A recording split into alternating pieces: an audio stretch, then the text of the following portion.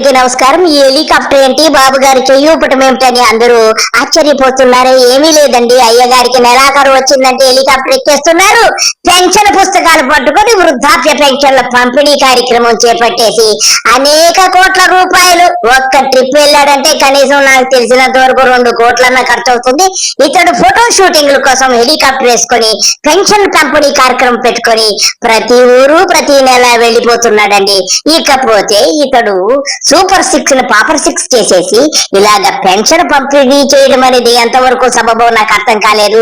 Volunteer వ్యవస్థను పూర్తిగా నిర్వీర్యం చేసేసి ఇతడే ఒక వాలంటీర్గా తయారైపోయి ఈ పెన్షన్ ఏదో ప్రపంచంలో ఎవరు ఇవ్వలేదు, ఇతనే ఇస్తున్నట్లుగా బిల్డప్ ఇచ్చుకుంటూ వాళ్ళ ఇంటికి వెళ్ళిపోయి బుధాన్న చెయ్యేసేసి మళ్ళా చాయ్ కాసేసి వాళ్ళ అందరితో ఫోటోలు దిగేసి ఎలా ఉన్నారమ్మా, ఎంత పెన్షన్ వస్తుందమ్మా, కింద బాగా మంటెక్కుతుందా అమ్మా అని చెప్తున్నాడంటే ఇతన్ని మనం ఏమనాలో ఒకసారి ఆలోచించండి.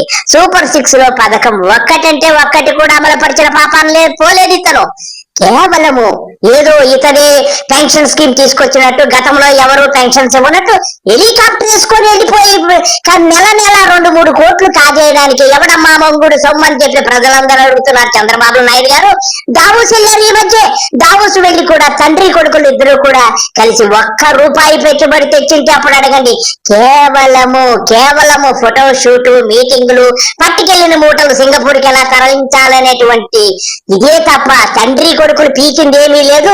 ₹1 కూడా ఇప్పటి వరకు ₹1 కూడా దావోస్ నుంచి పెట్టుబడి రాలేదంటే ఇతన్ని ఏమనాలో చెయ్యి ఊపుకుంటూ హాయ్ చెప్పుకుంటూ బాయ్ చెప్పుకుంటూ తిరగడం తప్ప ఇతడు పీకింది ఏమీ లేదని చెప్పి ప్రజలందరూ గమనిస్తున్నారు.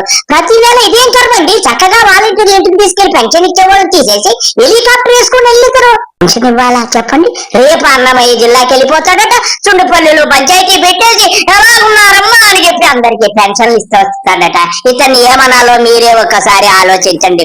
ఫ్రెండ్స్ చూస్తున్నారు కదా ఇతను హావభావాలు. ఈ బొకేలు తీసుకోవడం, వారిని పొగడము, ఖర్చుకోవడము, చెయ్యి ఊపడము. ఇతడు గద్దెనెక్కింది మొదలు ఇతను ఆ డొక్కలో సీఎం ఉన్నాడు కదండి, డొక్కలో సీఎం కూడా ఇంత ముందు కడప వెళ్ళిపోయి అక్కడ ఏదో పొడి చేస్తాను అని చెప్పి అక్కడ ఏదో పెద్ద పిల్లల మీటింగులు, పిల్లలకు ఏదో సొల్లు కబుర్లు అన్ని చెప్పేసి సొల్లు మాటలు చెప్పేసి పోయిన నెలంతా అతను ఒక 2-3 కోట్లు కాదుంపాడు. ఇప్పుడు ఈడేమో మళ్ళా సుండిపల్లికి, అన్నమయ్య జిల్లా సుండిపల్లికి బయలుదేరేసి ఏదో పొడి చేస్తాను నేను అక్కడ అందరికీ ఒక పెన్షన్స్ పంపిణీ చేసేస్తాడంట. నువ్వు వెళ్ళకపోతే పెన్షన్ వెళ్ళదా? ఎంతో మంది ఇల్లు అక్కడ, ఎంతో మంది వాలంటీర్లు ఇంటికి వెళ్ళి పొద్దున్నే 6 గంటలకి తలుపు తెచ్చి ఇస్తుంటే ఇప్పుడేమో నువ్వు ఈ బిల్డప్ ఏంటయ్యా చంద్రబాబు? ఆ ఇంటికి వెళ్ళాడు చూడండి, ఆ పూరి గుడిసెలో చూడాడు. ఏం తమ్ముళ్ళు మీరు అన్నం తిన్నారా, ఈ పెట్టుకున్నారా, తమ్ముడు ఏం చదువుతున్నాడు, అమ్మా నువ్వు అన్నం తింటున్నావా, గడ్డి తింటున్నావా, నేను గడ్డి తింటున్నాను అని చెబుతున్నాడు. కానీ నువ్వు 2-3 కోట్లు వేసుకుని ఏదో విమానం వేసుకొని వెళ్ళిపోయింది. ఆ ఖర్చు పెడితే వాళ్ళ గుడిసెలో జీవిస్తున్నారు, వాళ్ళకి ఇల్లు లేదు. ఆ డబ్బులు ఇస్తాడు, ఇల్లన్నా కట్టుకుంటాడు కదా. ఆడి భుజం మీద చెయ్యేసి పిల్లలు రుద్దేసి రండి తమ్ముళ్ళు అని ఫోటోలు తీసేసుకుంటా నక్క నాటకాలు, పిచ్చి వేషాలు వేసుకుంటే ఎంతకాలం గడుపుతావయ్యా చంద్రబాబు? ఈ నటనందరూ గమనిస్తున్నారు. వారికి పుండనాకి నివాసం లేదు, వాళ్ళకి నివాసం ఇయ్యి, నువ్వు వెళ్లాల్సిన పని లేదు. హెలికాప్టర్కి అయ్యే ఖర్చులు 10% ఇస్తే వాడు ఇల్లు కట్టుకుంటాడు. అది మానేసేసి వాళ్ళతో ఫోటోలు తీసేసి పెన్షన్ ఇచ్చేశారు. సిలిండర్ ఇచ్చేస్తే సిలిండర్ ఇచ్చేసాక వెంటనే నువ్వు టీ పొడి, కాఫీ పొడి, పాలు పెట్టేసి నీ హెరిటేజ్ పాలుతో అక్కడ కాఫీలు పెట్టేసి అందరికి ఇచ్చేసి ఈ నాటకాలు ఏంటయ్యా? అందరూ గమనిస్తున్నారు నిన్ను. ఇంతకాలం ఈ గుడిసెల్లో దూరి వాళ్ళను అవమానిస్తావు. వాళ్ళకి ఇల్లు లేదు, ఇల్లు కట్టించు మాట్లాడవయ్యా చంద్రబాబు. నీ విమానం ఖర్చులతో ప్రతి నెల 100 మందికి ఇల్లు కట్టించవచ్చు. నువ్వు అది మానేసేసి విమానం వేసుకొని పబ్లిసిటీ కోసం తిరుగుతావు. ఎంతకాలం తిరగలవు నువ్వు? ఎన్ని రోజులు ఎలాగ నటిస్తావు? సూపర్ 6 పాపర్ 6 చేసేసావు. ప్రతి మహిళ ఆవేదన ఒక్కసారి వినవయ్యా. వెళ్ళి నువ్వు పబ్లిక్ మీటింగ్ పెట్టు, సెక్యూరిటీ లేకుండా పెట్టు, నువ్వు మీటింగ్ పెట్టుకో ఒక్కసారి. ప్రజలందరూ తిరగబడి నిన్ను కుక్కను కొట్టినట్టు కొట్టకపోతే అప్పుడు నన్ను అడుగు. అంతేగాని ఈ మీటింగ్లు, ఈ పబ్లిసిటీలు మానేయండి. వాట్సాప్లు, తొక్కప్పులు, తోలప్పులు అందరికీ తెలుసు.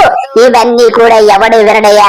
ఒక రోజు వస్తుంది, నువ్వు ఆ రోజు విలపించే రోజు అతి సమీపంలో ఉంది.